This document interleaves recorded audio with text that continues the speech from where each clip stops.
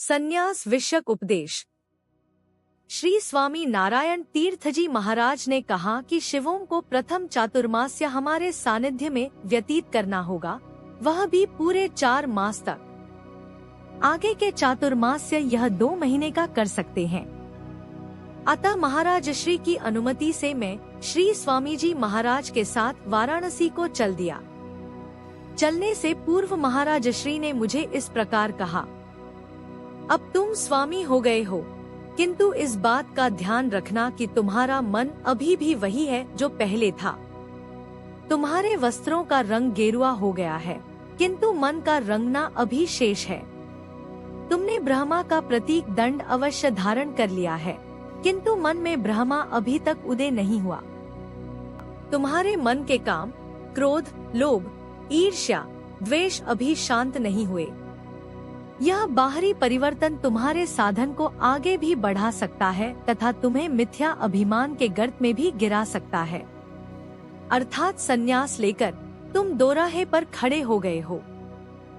गेरू एक विशेष रंग की मिट्टी है।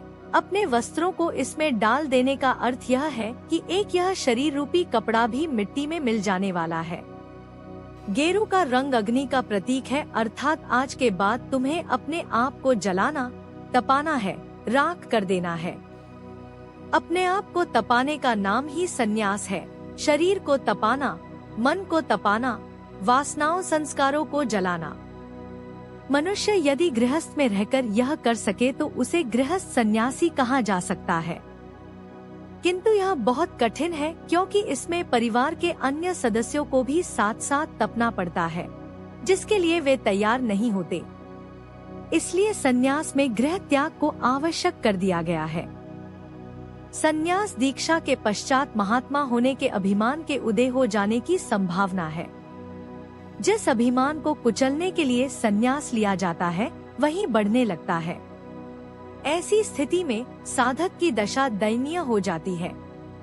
गृहस्थ में लौट नहीं सकता, संन्यास में कुछ प्राप्त होता दिखाई नहीं देता। ध्यान रहे, संन्यास दीक्षा आश्रम परिवर्तन मात्र है। दीक्षा लेने से ही कोई महात्मा नहीं बन जाता। उसके लिए साधन, अभिमान को हटाने तथा ईश्वर कृपा की आवश्यकता है। तुम्हारा अभी शरीर का ही संन्यास हुआ है, मन का नहीं। मन उत्तेजित होकर शरीर के संन्यास को भी उथल पुथल कर सकता है। शरीर के तप को भी शास्त्र मान्यता अवश्य देता है, पर वास्तविक तप मन से ही होता है। शारीरिक तप के साथ भी मन जुड़ा रहता है। वासना एवं संस्कार मन को परिचालित करते हैं। मानसिक तप का अर्थ है वासना को शुद्ध करना तथा संस्कारों का क्षय करना। यह कोई सरल कार्य नहीं। देखा जाए तो जगत में कठिनतम कार्य है। वासना के वशीभूत मन बाहर की ओर भागता है, तो बुद्धि का विवेक मन को अंदर की ओर खींचता है। इसी आंतरिक संघर्ष में विवेक का साथ देना तप है। इसमें अपार सहनशीलता एवं परिश्रम की आवश्यकता पड़ती है। तप सतत चलने वाला एक क्रम है, जब तक कि मन शुद्ध न हो जाए। इसी संघर्ष में लगे रहने का संकल्प करना संन्यास कहलाता है। तुम वितराग तथा आप्तकाम नहीं हो। अभी तुम्हारे मन में इच्छाएं, कामनाएं हैं। मलिनता अभी भी तुम्हारे चित्त पटल पर जमी है तथा बुद्धि भ्रम एवं संशय ग्रसित है। तुमने इस संकल्प के साथ संन्यास का मार्ग चुना है कि अब के पश्चात वितराग तथा आप्तकाम होना ही तुम्हारे जीवन का लक्ष्य है। वासनाओं की चाहे कितनी भी आंधियां आ जाए, उनका डटकर सामना करना है। चाहे कैसे भी तथा कितने भी प्रलोभन समक्ष उपस्थित हो जाए, उनकी ओर आकर्षित नहीं होना है, तथा कैसा भी यशपयश क्यों न झेलना पड़े, अपना मार्ग नहीं छोड़ना है। यही तप है, किंतु तप का उपरोक्त संकल्प प्रभु कृपा से ही पूरा हो पाता है। जगत मार्ग में रोड़े अटकाएगा ही, कभी लोभ में उलझाएगा, कभी भय दिखाएगा, कभी मीठा बनकर तुम्हें छलने का प्रयत्न करेगा, तो कभी हितैषी बनकर अपनापन दिखाएगा। यह सब जगत के छलावे हैं। मित्र शत्रु अपना प्राय सब मन की कल्पना है। जिसमें जीव जगदोन्मुख होकर भ्रमित हो जाता है।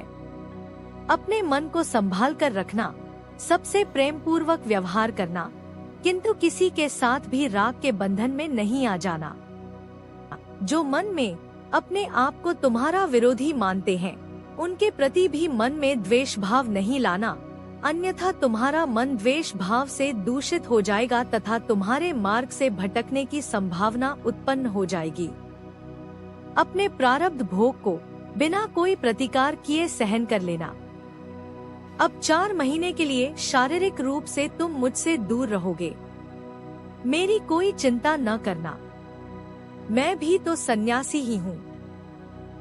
जिस भी प्रकार की परिस्थितियाँ सामने आ जाए भगवान निभा देते हैं। यदि कभी कोई असुविधा या प्रतिकूलता आ भी गई, तो उसे भी प्रारब्ध भोग या ईश्वर प्रसाद समझकर भोग लेना चाहिए। वैसे देवास में मेरे पास कई लोग होंगे, संभाल ही लेंगे। पत्र लिखते रहना। जो बातें तुम्हें कही हैं, उनका ध्यान रखना। मैं श्री स्वामी जी महाराज के साथ चातुर्मास्य के लिए वाराणसी प्रस्थान कर गया। 4 महीने तक महाराज श्री के चरण सानिध्य से वंचित रहा। इस काल की किसी बात की स्मृति होने का कोई प्रश्न ही नहीं।